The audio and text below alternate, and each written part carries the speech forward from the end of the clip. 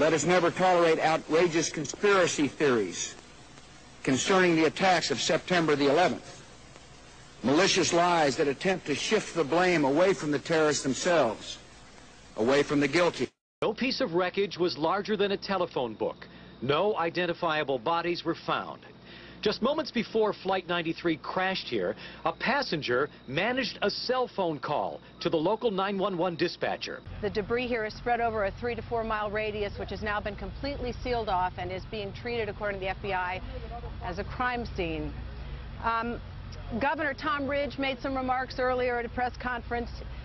He had flown over the site. He said the emergency response here was immediate.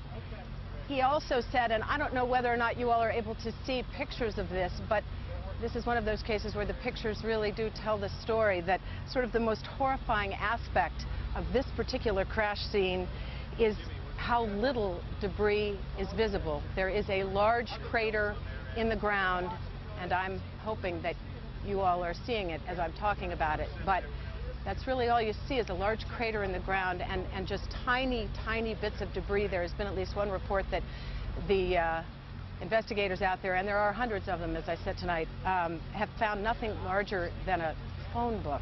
You might imagine people who live nearby say they heard the ground, they felt the ground shake miles away. People who went to the scene, we spoke to one eyewitness a short time ago, said she saw lots of debris, but nothing very big. And in fact, that's what our pictures are bearing out, that the debris is very, very small. I've seen the pictures. It looks like there's nothing there except for a hole in the ground.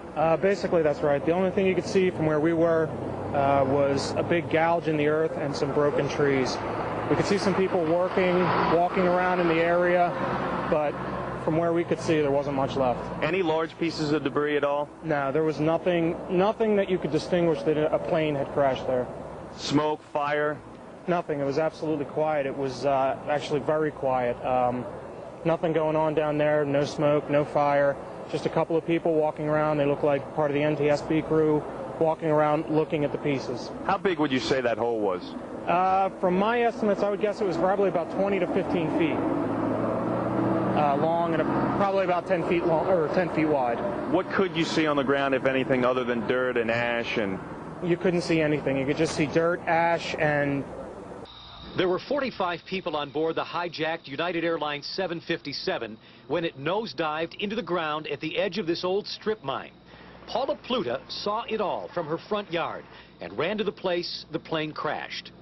Little pieces of metal. There wasn't anything there but little pieces of metal. I unfortunately did not see bodies. For the small crater, about 20 feet around and at least 10 or 20 feet deep, the bulk of the remains of that plane and all the 45 people who are on board may be buried deep in that crater just in the field beyond these trees here.